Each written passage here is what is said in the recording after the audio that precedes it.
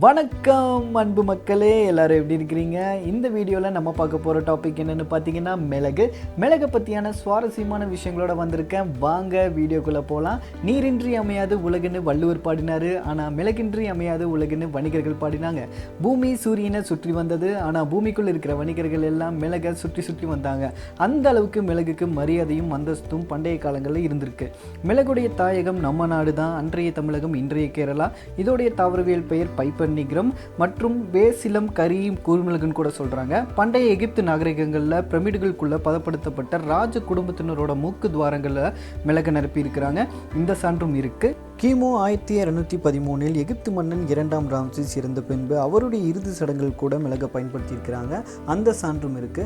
பல போர்களுக்கும் பல உயிரிழப்புகளுக்கும் காரணம் இந்த மிளகு தாங்க. பல நாடுகளும் கடல்வழி தேடல்கள் ஆரம்பிச்சிருக்கிறாங்க. அதை ஸ்பைஸ் ரூட்டுன்னு கூட சொல்றாங்க. அத்தனை ஸ்பைஸ் ரூட்டும் இந்தியாவை நோக்கி தான் இருந்திருக்கு. கிமு 3000 முதலாம் மிளகு தேடி வந்தவங்க அரபியர்கள் தான். அவங்க மிளகை வாங்கிட்டு போய் எகிப்து, ரோம் மற்றும் பாபிலோன் போன்ற நாடுகளை விற்று பெரிய செல்வந்தர்களாக இருக்கிறாங்க. கிமு 4ஆம் நூற்றாண்டில் கிரேக்கர்கள் மிளகை பயன்படுத்தியிருக்கிறதா சான்றுகள் இருக்குது. அவங்க தங்கத்துக்கு இணையாக மிளகை பயன்படுத்தியிருக்காங்க. பாருங்களேன், கிமு 2ஆம் நூற்றாண்டில் ரோமனியர்களும் கிரேக்கர்களும் மிளகை தேடி இந்தியாவுக்கு வந்திருக்கிறாங்க. அவங்க தங்கத்தை கொடுத்துட்டு மூட்டையாக மிளகை வாங்கிட்டு போயிருக்கிறதா நம்ம சங்க இலக்கிய பாடலில் குறிப்பிருக்கு. அந்த பாடல் இதோ உங்களுக்காக.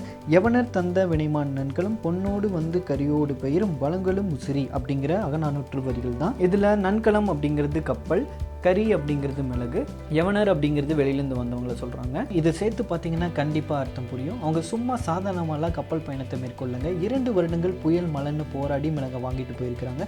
கிமு 1ஆம் நூற்றாண்டு முதல் கிபி 1ஆம் நூற்றாண்டோட இடைப்பட்ட காலத்தில் ரோம்லேருந்து சுமார் 120 வணிக கப்பல்கள் இந்தியாவை நோக்கி வந்திருக்கு. காரணம் என்னன்னு பார்த்தீங்கன்னா மிளகு தான். ரோம் நாட்டில் மிளகுக்கு தனி அந்தஸ்து இருந்திருக்குங்க. ஒரு வீட்டில் ஜாடி நிறைய மிளகு இருந்தால் அந்த ஊர்லேயும் அவங்க தான் மிகப்பெரிய பணக்காரங்களை பார்க்கப்பட்டிருக்காங்க. போர்ச்சுகீஸில் மிளகை யாராவது வீணாக்குனா ஒரு நாள் முழுக்க உப்பின் மேல் மண்டியிடும்படி தண்டனை கொடுத்துருக்காங்க. திருமணமாகி ஒரு பொண்ணு புகுந்த வீட்டுக்கு போகும்போது மிளகு தான் கொண்டு போயிருக்காங்க. அந்த அளவுக்கு மிளகுக்கு மரியாதை இருந்திருக்கு. இன்னும் பார்த்தா மிளகை கருப்பு தங்கமாகவே கொண்டாடிருக்காங்க. கிபி 410 விஸ்கோத் என்கின்ற ஜெர்மனிய பழங்குடியின மன்னன் 1ஆம் அலரிக் ரோமை கைப்பற்றியிருக்கான். ரோமனியர்கள் 3000 டன் மிளகை தர சொல்லி கேட்டிருக்கான். இல்லாட்டி ரோம் போர் வீரர்கள் எல்லாம் கொன்றுவன்னு மிரட்டியிருக்கான். 13ஆம் நூற்றாண்டில் ஐரோப்பியாவில் தங்கத்தை விட மிளகுக்கு தாங்க அதிக மதிப்பு இருந்திருக்கு. அது உலக வரலாற்று மிகப்பெரிய ஒரு இஷ்யூ ஆச்சு. பிரிட்டிஷ் ஈஸ்ட் இந்தியா கம்பெனி உருவானதுக்கு கூட மிளகு தாங்க காரணம். எப்படின்னு பார்த்தீங்கன்னா டச்சுக்காரர்கள் அதிக விலைக்கு லண்டனில் மிளகு விற்றுருக்காங்க. அதை பொறுத்துக்க முடியாத பிரிட்டிஷ் நாங்களே மிளகு உற்பத்தி பண்ணி விற்றுக்கிறோம்னு சொல்லி அவங்களை துரத்தி உருவாக்குனது தான் ஈஸ்ட் இந்தியா கம்பெனி. 15ஆம் நூற்றாண்டின் இறுதி வரை மிளகு வணிகம் பண்ண மட்டும் தான் பயன்படுத்துச்சு. அதுக்கப்புறம் தான் போர்ச்சுகீஸ்லேருந்து வந்த ஒரு டான் வாஸ்கோ ட காமா மிளகை வச்சு அரசியல் பண்ண ஆரம்பித்தார். அவர் 3 தடவை இந்தியாவுக்கு வந்திருக்காங்க. 3ஆவது தடவைக்கு மேலே தான் அவர் இதை வச்சு அரசியல் பண்ண ஆரம்பிச்சிருக்கிறாரு. உலக நாடுகளும் இதை கற்றுக்கிட்டு நம்ம நாட்டுடைய வளங்கள்லாம் அழிச்சாங்க.